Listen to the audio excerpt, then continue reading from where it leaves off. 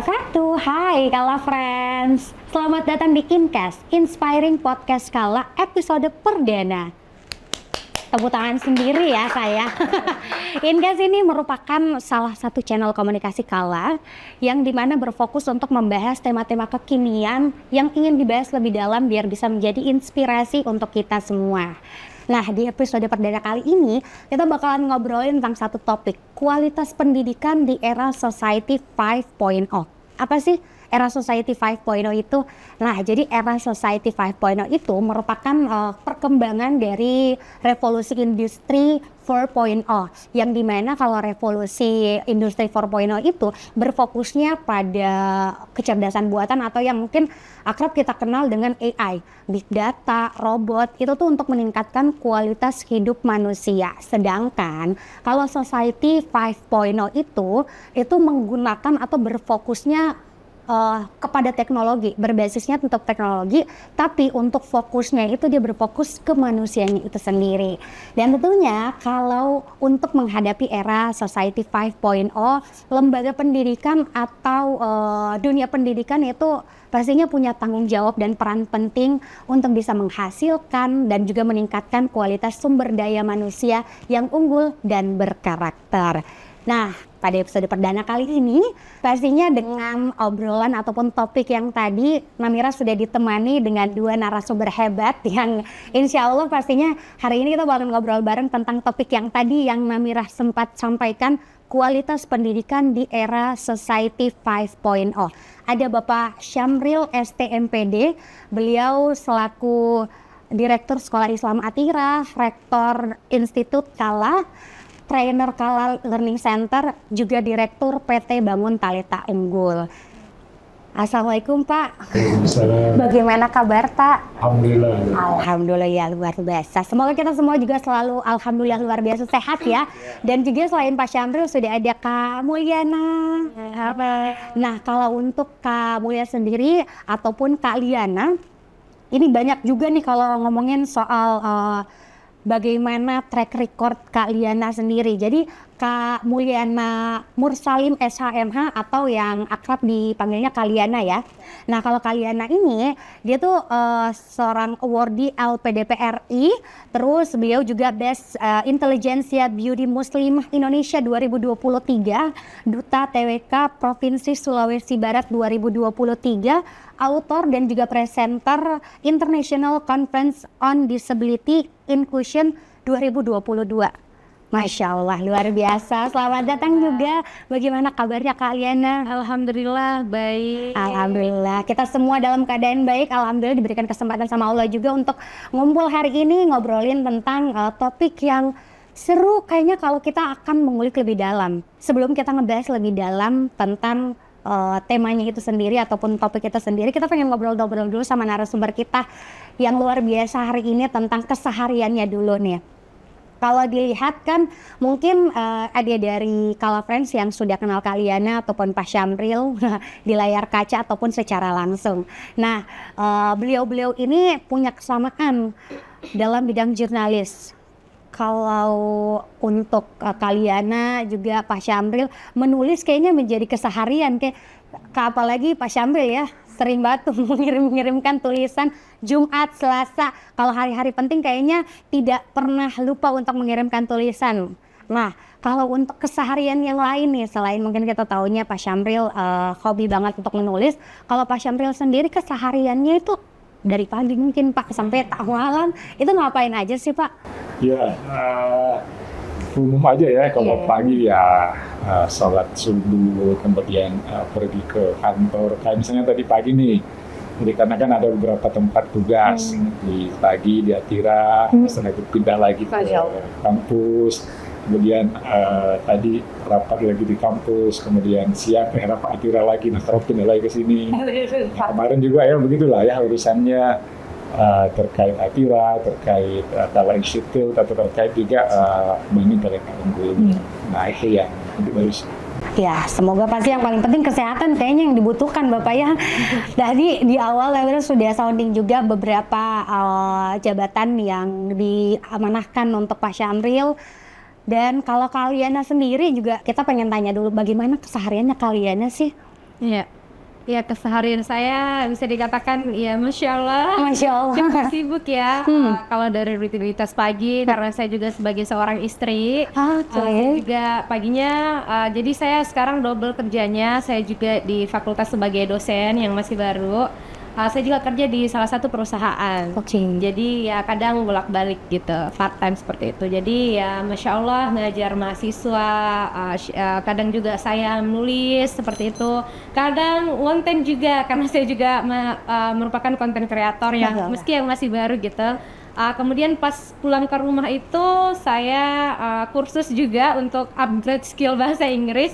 Dan juga pastinya ngurus suami pas pulang kantor dan bekerja. Seperti itu mungkin rutinitas kesehariannya yang cukup padat tapi alhamdulillah dinikmati, disusun dan dijalani. Masya Allah. Tapi tetap happy ya kalian pastinya dengan kesibukan yang super itu. Iya, pastinya harus happy dan jangan terlalu dibawa dibawa pusing, tapi dibawa enjoy aja. Iya, karena kan kerja juga, ngurus suami juga, masak juga Mbak. Iya pastinya. Alhamdulillah. Masih ada ya. Nah, kalau Pak Syamril kan tadi sudah di-share juga kesehariannya itu bolak-balik di beberapa tempat ya Pak. Kembali lagi karena amanah-amanah itu. Atirah, ITB Kala juga. Kalau dari Pak Syamril sendiri kan banyak banget tuh Pak, harus kemana-mana dan pastinya banyak tanggung jawab lain yang harus diselesaikan. Bagaimana bisa menyeimbangkan Pak? Kan begini ya, kita kerja kan nggak sendiri. Yes. Jadi prinsipnya itu kalau jadi leader atau manager itu satu jagat. Kalau bisa dibagi semua, bagi semua. Nah kalau ada yang nggak terbagi itu baru jadi tanggung jawab. Jadi pendelegasian penting. Katira, ada kepala sekolah, ada wakil direktur, ada kepala departemen. Nah kalau di kampus ada wakil rektor, ada kaprodi, kan itu semua. Kalau jalan ya di perusahaan yang bangun tanggul ada operation manager. Kalau udah jalan semua, ya kita tinggal itu tetap jalan meskipun saya jalan-jalan. Yang paling berartinya ilmu manajemen yang paling penting Bapak ya. Ya kita pendelegasian, tinggal komunikasi, koordinasi, gitu. Ada harus cepat respon ya, ada masalah dibahas, diputuskan. Fast respon penting ya Bapak ya. Karena kan untuk membawahi beberapa lembaga itu butuh komunikasi apalagi dengan tim-tim yang ada Bapak ya. Kita aja yang harus siap bisa beradaptasi ya. Dari ini kepala di sini, tidak lagi kepala kemana gitu ya. Mbak Mira sudah sempat highlight di awal awardee LPDP. Mungkin Kala Friends yang nonton podcast kita hari ini juga atau yang dengar juga ya. Ini boleh nggak sih Kakak bagi resepnya sama Kala Friends bagaimana bisa mendapatkan beasiswa itu Kakak? Secara umum aja sih.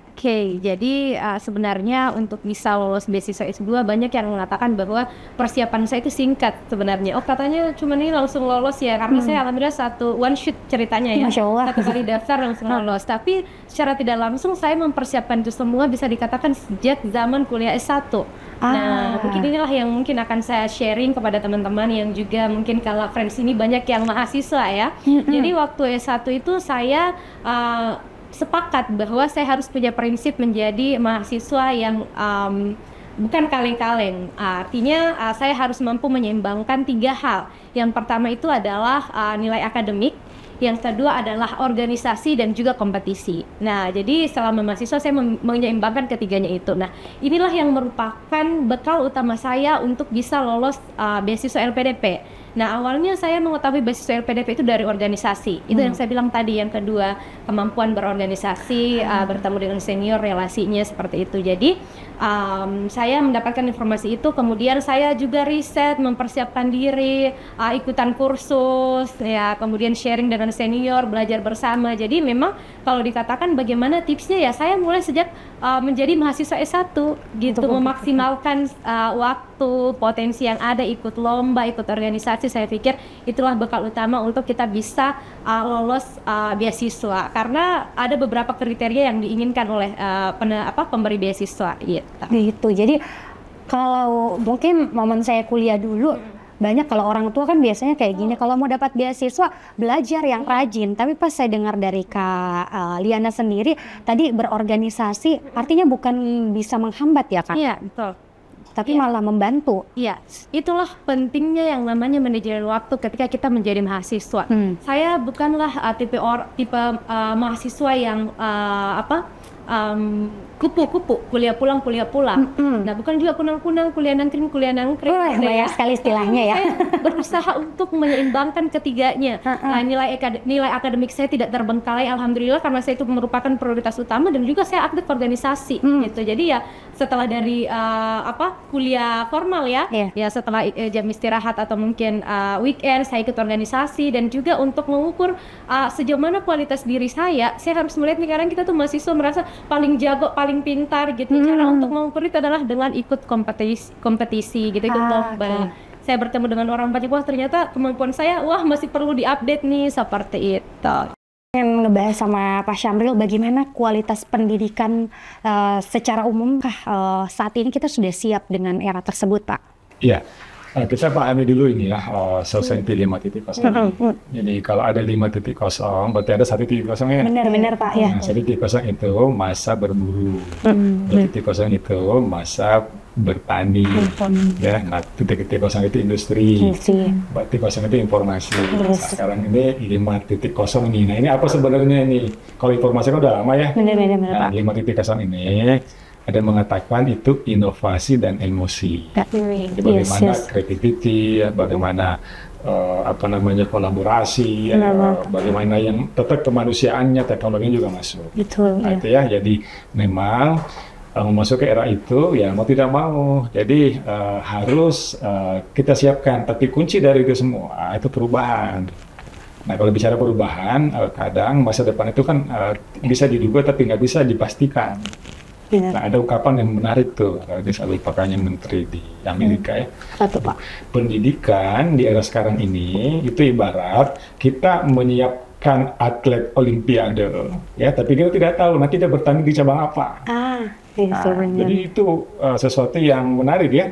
Jadi misalnya ya, olimpiade tahun 2045, cabang apa? Nggak tahu. Harus siap dari sekarang. Disiapkan. Ya, karena 2045 seperti apa kondisi dunia nggak bisa dipastikan, meskipun mungkin bisa diprediksi. Nah, biasanya masyarakat atau ahli itu membuat World Economic Forum, jadi dia merumuskan tuh apa yang disebut dengan top 10 skills 2025, nanti dia mulai 2030 dan sebagainya. Nah, itu yang bisa jadi acuan.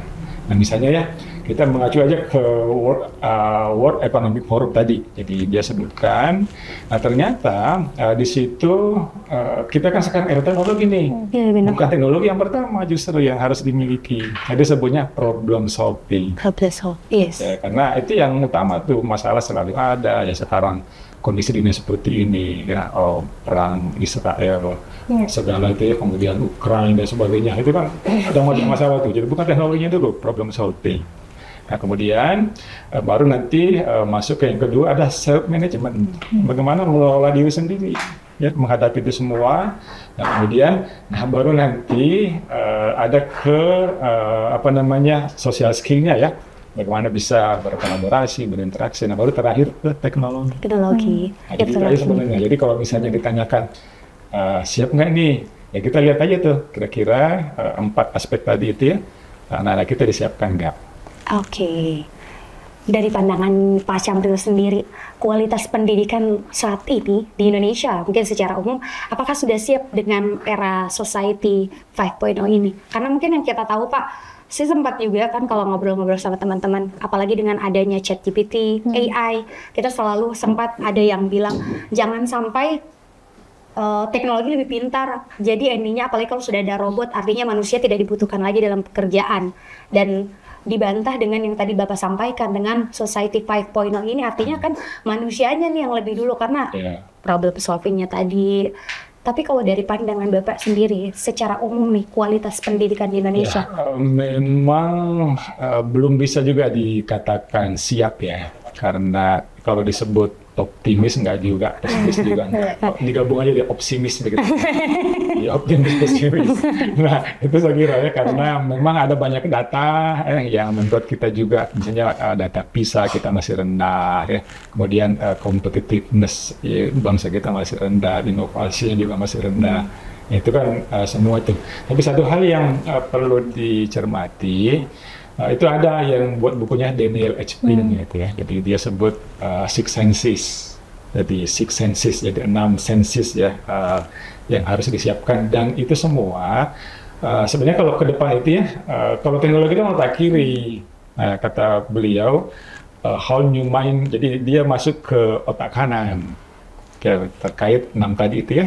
Nah itu yang kami yang bergerak di pendidikan itu mau merespon itu, siapin bagaimana 6 tadi ini ya, kalau ini pernah baca bukunya itu, bagaimana kemampuan mendesain, bagaimana kemampuan berempati, ya, bagaimana kemampuan simfoni, ya, bagaimana kemampuan play, ya, bagaimana kemampuan apalagi tuh meaning dan sebagainya. Jadi semua hal-hal yang rasa-rasanya ya mungkin teknologi itu butuh waktu loh untuk belajar lebih jauh untuk menguasai itu. Oke, dan alhamdulillah kalau di pendidikan saat ini sudah harus mempersiapkan itu ya Pak ya. Dan saya kira ya dengan terobosan-terobosan kementerian, kurikulum merdeka, ya kemudian NUGKM ya dan sebagainya, tidak lagi akademik sentris yang textbook atau harus bagaimana, tapi didorong untuk bergaul, didorong untuk bereksperimen. Ya saya kira itu hal yang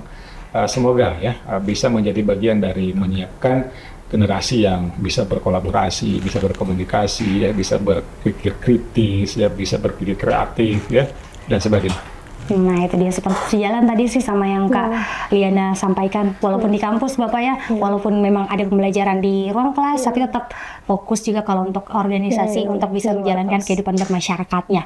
Nah sejalan dengan yang tadi saya tanyakan sama Pak Syamril juga, kalau Pak Syamril kan melihatnya dari segi karena beliau ada di lingkup dunia pendidikan. Kalau Kak Liana sendiri, walaupun memang kan di lingkup dunia pendidikan juga nih, memang di lebih tinggi karena kan salah satu dosen di Universitas Hasanuddin, tapi kalau di pergaulannya sendiri sebagai content creator, kalau melihat bagaimana sih dunia pendidikan menuju ke era society 5.0 ini, apakah sudah siap?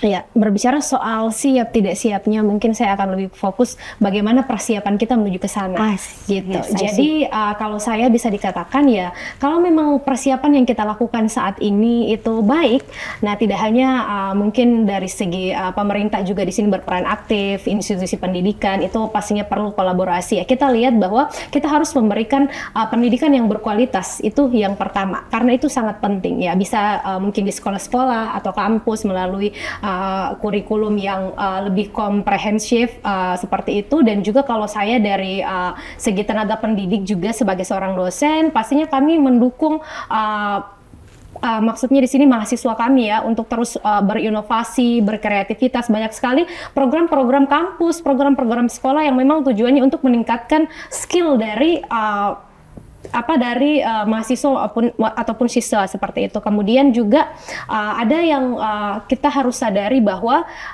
akses pendidikan kita sejauh ini masih bisa dikatakan belum merata.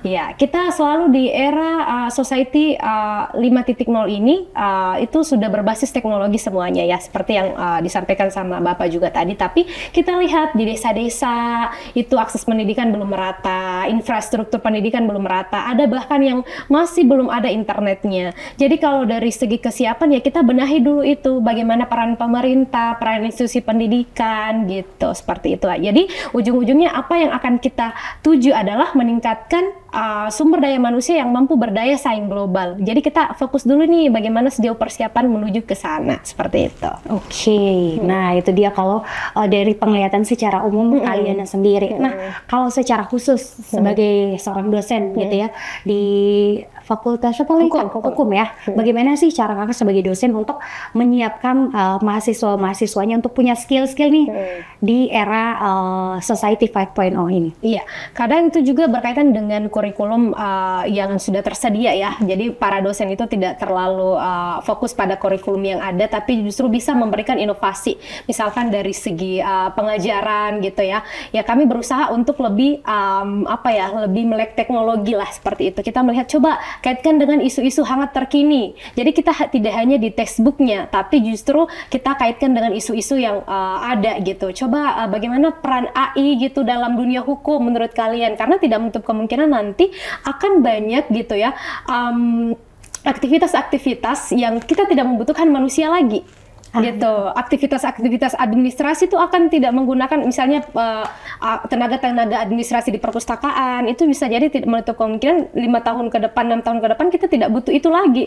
Itu semua dilakukan oleh teknologi, dilakukan oleh robot. Jadi bagaimana ya kami terus mendorong mahasiswa untuk melakukan kreativitasnya gitu. Jadi mungkin lebih banyak apa ya, ketika kita kasih tugas, coba kaitkan dengan isu-isu yang terkini, teknologi apa yang bisa digunakan. Jadi ya lebih mendorong mahasiswa memberikan berinovasi. Tadi sudah disampaikan juga sama Pak Syamril, ada hal-hal emosional yang pastinya teknologi agak sulit tuh akan pasti mencapai itu untuk menjawabnya. Nah, kalau dari Pak Syamril sendiri untuk menyiapkan era society 5.0 ini di sekolah, di kampus dan juga di PT Bangun Talenta Unggul itu sendiri, apa saja sih hal-hal yang disiapkan Bapak sebagai pimpinan institusi pendidikan? Iya, jadi gini, tentu pertama kita harus bukan meredesain ya, mungkin redefinition mungkin ya, kira-kira sosok ke depan itu seperti apa. Itu nanti menjadi bahan dasar di pengembangan kurikulum. Nah, saya pernah membuat tulisannya itu ya, jadi disebut 5R, tidak sekedar pintar, ya, tapi juga harus bugar. Sehat kan? Ya, jadi secara fisik sehat. Nah, sekarang kecenderungan teknologi mager, kemudian generasi apa namanya rebahan deh sebenarnya, bisa bermasalah tuh. Jadi pintar, mungkin pintar ya karena mengakses informasinya bagus, tapi jangan lupa tuh bugar. Kemudian segar ini lebih ke ide ya. Jadi dia punya kreativitas, dia punya curiosity, dia punya ide yang mungkin yang nanti ke inovasi lah. Nah, kemudian tegar ini ke mental. Ini juga problem nih di generasi sekarang.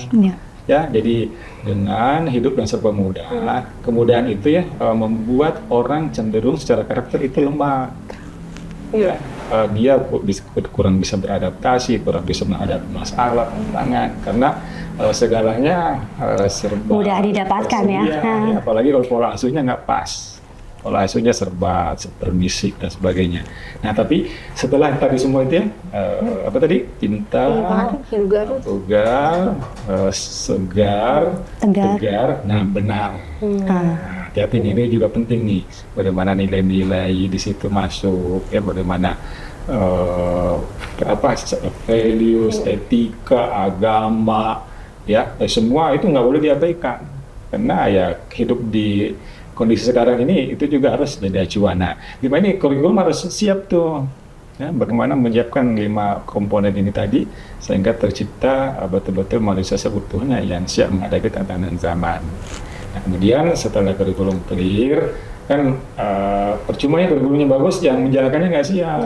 SDM-nya, SDM-nya, terutama dari guru. Ya, gurunya bagaimana nih? Dia juga memang oleh kemampuan ya, wawasannya ada, kemampuan untuk mengajarnya ada. Kan ada loh kompetensi kalau di guru ya, kompetensi pedagogi, bagaimana dia mendelivery, tapi kan kompetensi profesionalnya tuh, dia kalau saya nggak bahan itu. Kemudian kompetensi sosial, kompetensi personal, itu semua itu harus disiapkan. Jadi tidak main-main. Jadi misalnya prinsipnya begini, siapa berani mengajar harus kalau mau belajar. Betul. Misalnya gitu, saya udah dosen, udah guru. Ya saya juga dosen, ya saya juga mengajar 2 mata kuliah saya kira. Jadi apa pelajarannya nih? Tentang etika bisnis, ya, tentang CSR. Saya cariin bahan, ya.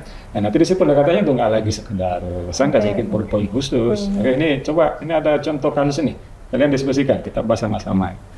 Lebih banyak diskusi. Di situ dibangun tuh, jadi ke SDM-nya ya, kemudian nanti di prosesnya sendiri, proses pembelajaran itu eksploratif, elaboratif, kemudian kolaboratif, project based learning, studi kasus, dan sebagainya. Jadi itu semua disiapkan, ya, dan sampai kurikulumnya udah bagus, SDM yang menjalankan sudah bagus, metodenya juga sudah bagus. Dan tentu yang berikutnya manajemen deh. Nah itu kan di perguruan tinggi itu atau di sekolah juga ada sistem pendampingan itu. Nah, itu harus jalan betul dengan baik tuh. Nah kalau kami sedikit cerita ya, kalau kayak di Atira, ya kita coba pakai tuh ISO, ya, International Standard Organization, SMOP, Sistem Manajemen Operasional Pendidikan 21001. Bisa nggak nih manajemen semua ini kita kelola dengan international standard. Nah kita lagi coba ya belajar, nggak sekedar asal jalan, ya, harus betul-betul jalan dengan baik. Alhamdulillah, jadi itu adalah bentuk persiapan sekolah, kampus, dan juga PT Bangun Talenta Unggul. Kita ya kalau di Talenta Unggul kan mirip lah ya, programnya, trainernya, kemudian bagaimana dikelola semua dengan baik. Tentu juga teknologi juga dimanfaatkan. Jadi itu juga pentingnya. Jadi misalnya bagaimana e-learning, bagaimana sumber belajar ya dan sebagainya lah. Itu bisa menggunakan yang ada atau mengembangkan beda. Oke, dan alhamdulillah yang disampaikan sama Pak Syafril itu adalah bentuk-bentuk yang sudah dilakukan baik di sekolah Islam Atira mungkin dengan Kala Institute dan juga PT Bangun Talenta Unggul. Kita lagi sedang mengembangkan ini, misalnya ya nanti di 2 Mei 2024 ya. Kita akan adakan Edu Conference, Atira Edu Conference. Kita akan membahas education Society 5.0 ya Pak.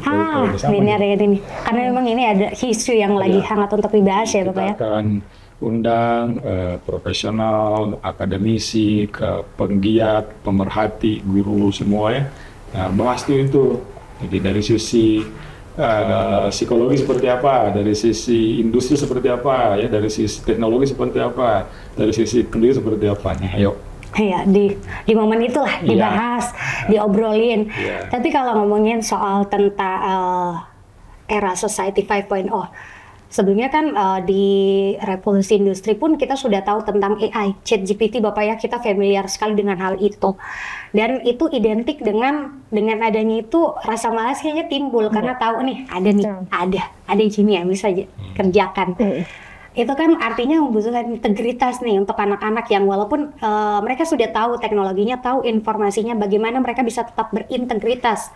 Kalau dari Pak Syamril sendiri yang disiapkan untuk bagaimana anak-anak ini, mereka sudah punya teknologinya, sudah punya informasinya, tapi tetap integritasnya tuh ada Pak.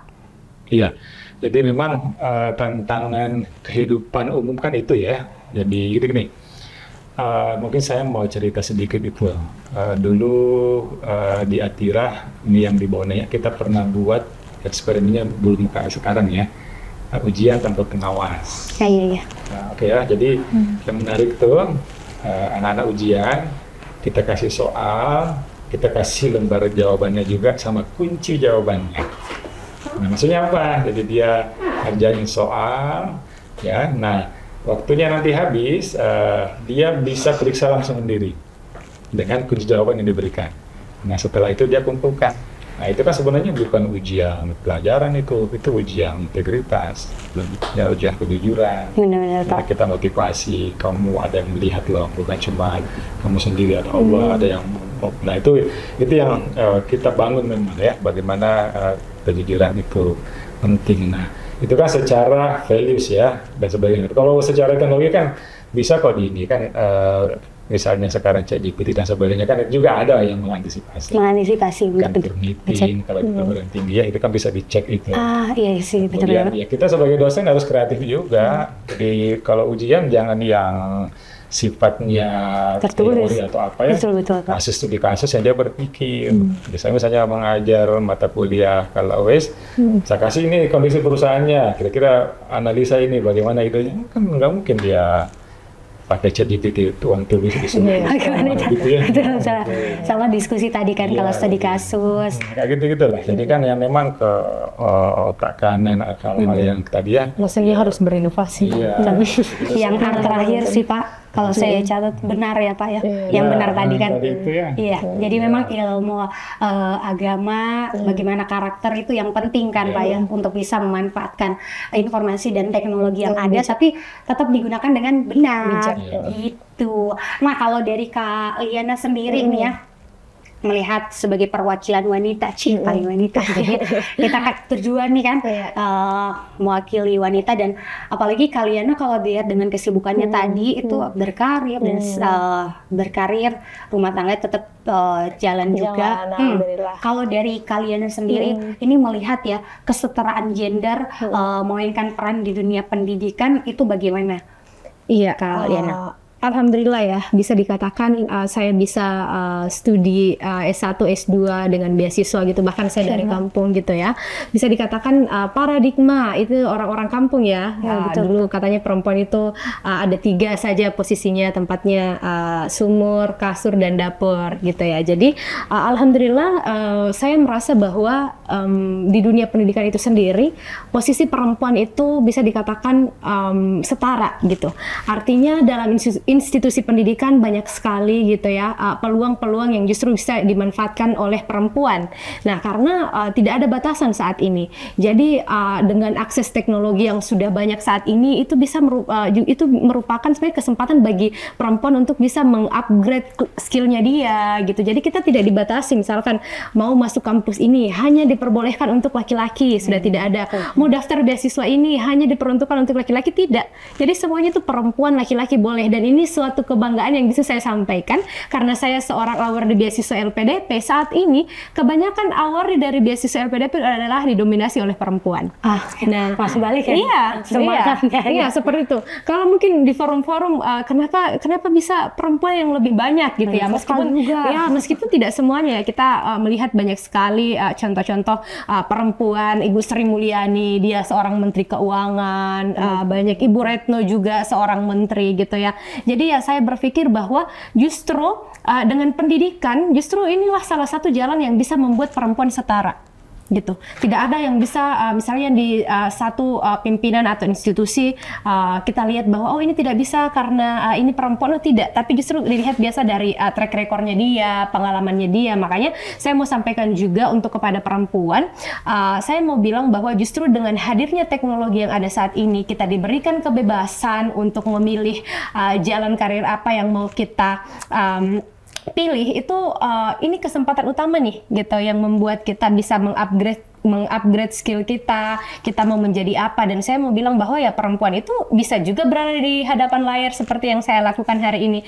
Jangan selalu mau memandang diri kita perempuan itu tugasnya di belakang layar gitu, karena kalau semua perempuan memilih untuk berada di belakang layar, maka siapa yang akan berada di depan layar untuk menjadi contoh gitu. Jadi itu pilihan sebenarnya. Seperti juga yang saat ini yang saya lakukan, bahwa saya adalah seorang tenaga pengajar, saya juga adalah seorang istri. Nah, meskipun mungkin ada perempuan ya yang memilih dia menjadi ibu rumah tangga atau wanita karir, saya mau sampaikan bahwa dalam perempuan itu berlaku yang namanya hukum kekekalan energi.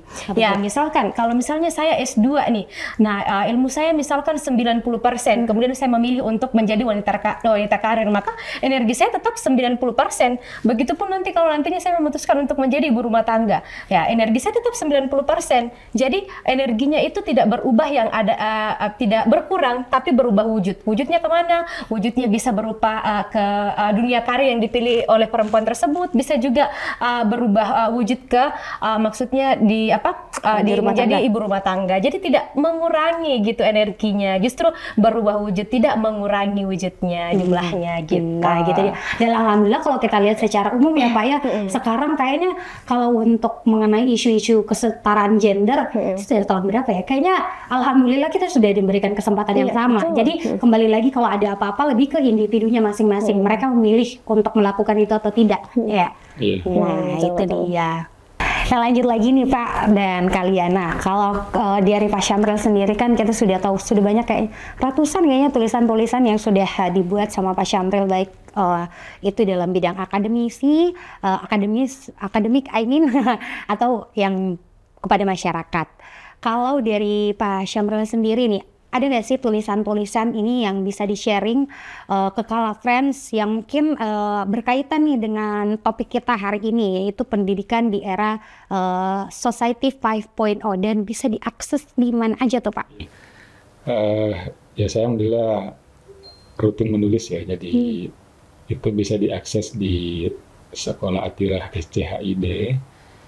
Terakhir kemarin saya lihat kayaknya sudah ada 335 artikel ya di situ. 335 ya. 335 ada lah. Jadi mungkin di samping di media lain itu yang satu tempat itu memang tertata di situ.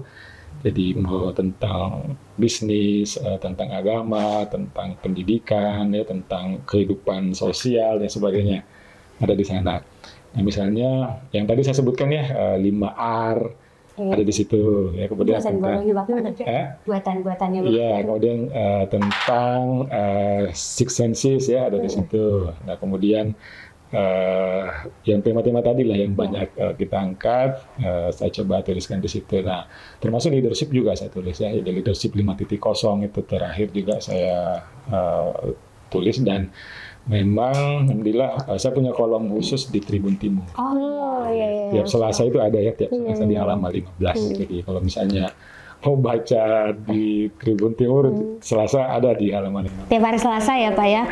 Jadi dua tadi nih media untuk bisa sharing yang pengen melihat ataupun mengakses tulisan-tulisan dari Pak Syamril itu ada di tiap hari Selasa itu akan terbit di Tribun Timur dan juga yang paling sering ini di website ya, website Sekolah Islam Atira. Di search aja website Sekolah Atira kayak bakalan muncul ya. Itu yang tadi saya katakan 335 artikel yang memang satu message of director ya di situ ada. Oh, Masya Allah, itu di situ adanya. Jadi buat Kala Friends yang ingin mengakses, mungkin ada tadi yang pengen RRR itu ada ya Pak di situ.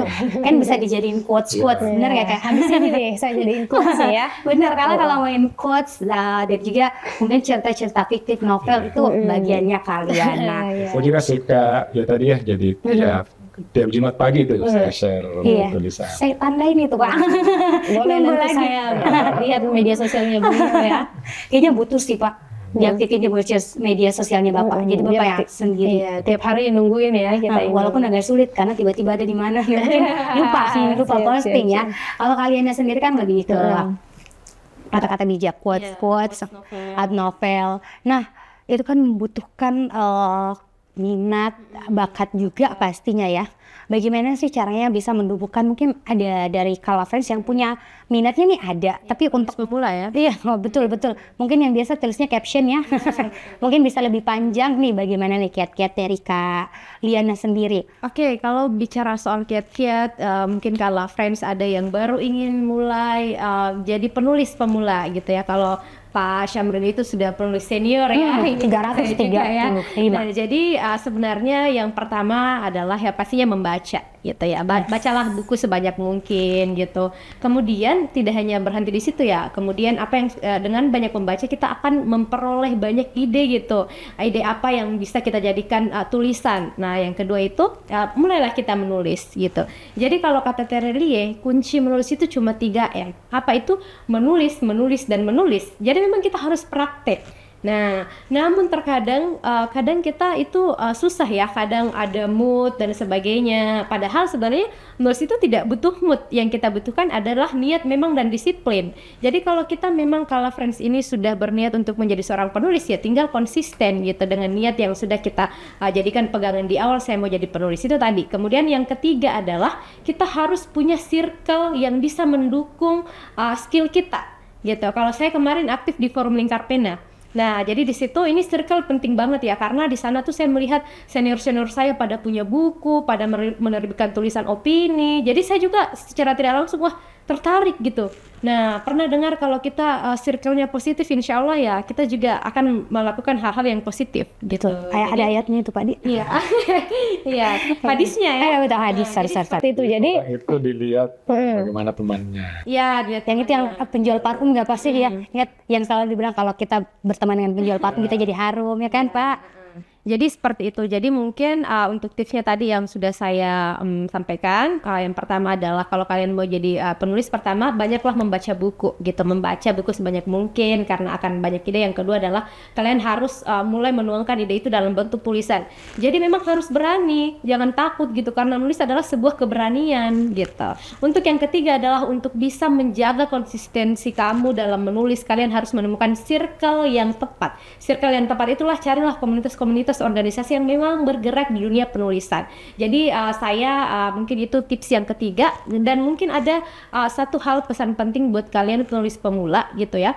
Kadang tuh kita selalu mau tulisan kita perfect gitu. Jadi akhirnya kita selalu memikirkan, aduh bagus nggak sih kalau kita menggunakan kata ini, kalimat ini. Jadi yang mau saya katakan adalah jangan pikir, tulislah apa yang kalian pikirkan, jangan pikirkan apa yang akan kalian tulis. Jadi semuanya mengalir saja seperti itu. Jadi ya memang tidak ada yang tulisannya langsung bagus, langsung sempurna, langsung jadi buku. Yang kita memang perlu berproses, memang kita perlu terbentur kemudian terbentuk. Itulah mungkin tips sederhananya, yang pastinya beranilah dulu memulai, karena menulis itu adalah sebuah keberanian. Nah itu dia. Jadi buat yang pengen nulis ya mungkin modalnya caption aja bisa mungkin lebih panjang dengan niat-niat itu tadi. Karena saya dulu awalnya tulis diary yang ada gambarnya, yang ternyata bisa menghasilkan buku 5 buku hari yang saya tulis. Masya Allah, artinya terima kasih untuk orang tuanya, karena orang tuanya yang belikan diary dengan gembok itu. Nah, terakhir nih untuk obrolan kita hari ini dengan tema kualitas pendidikan di era Society 5.0, apa nih pesan Bapak sebagai yang bergerak di dunia pendidikan, pesannya untuk yang lagi menempuh pendidikan ini? Bapak mungkin ada anak-anak kita ataupun teman-teman yang lagi sedang menempuh pendidikan, ataupun juga orang tua nih yang sedang memiliki anak yang lagi menempuh pendidikan, bagaimana caranya mereka untuk bisa bersaing di era Society 5.0? Silakan Bapak. Jadi gini, kita sekolah itu kan proses menyiapkan diri. Nah nanti selepas sekolah tidak sekedar berijazah, tapi juga berkontribusi. Nah, agar bisa berkontribusi ini, ya mau tidak mau, tolong siapkan ya, saya sebut kanan dan kiri deh.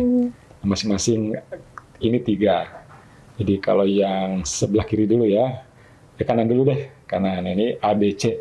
Nanti di sini C, D, E. Wow, menarik ini. A, attitude, B, behavior, C, karakter. Anda tolong ini. Jadi sikapnya bagus ya, kemudian perilakunya, kemudian karakternya. Nah ini tolong dibangun ini, tapi jangan lupa yang di kiri. Nah ini CDE.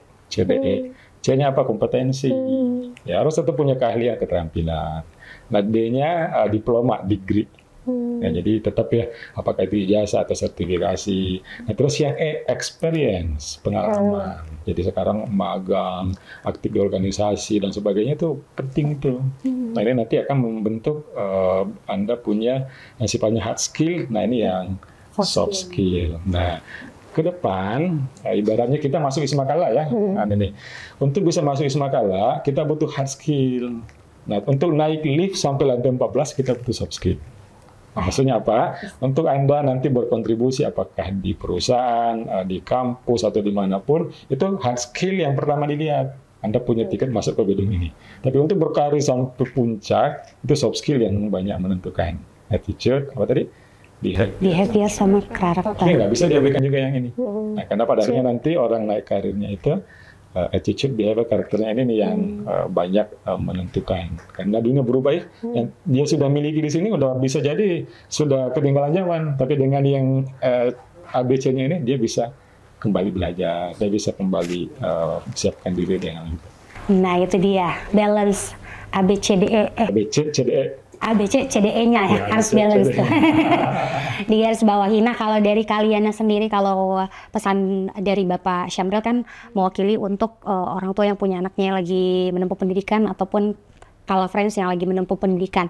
Kalau dari kalian sendiri pesan terakhir nih untuk Kala Friends, mungkin yang anak-anak muda nih ya, bagaimana meningkatkan kualitas dirinya di era Society 5.0? Ya, ada 2 kata, yaitu kompetensi dan adaptasi. Gitu. Generasi muda harus terus upgrade skillnya sesuai dengan bidang yang kalian minati, di seni, penulisan dan sebagainya, karena itu adalah bekal nantinya buat kalian bisa beradaptasi gitu. Jadi teknologi semakin cepat gitu ya, pergerakan semakin maju, ini semakin cepat, jadi justru harus langkah kita juga harus semakin cepat gitu. Jangan jadi pemuda yang mageran gitu, jadilah pemuda yang pembawa perubahan gitu.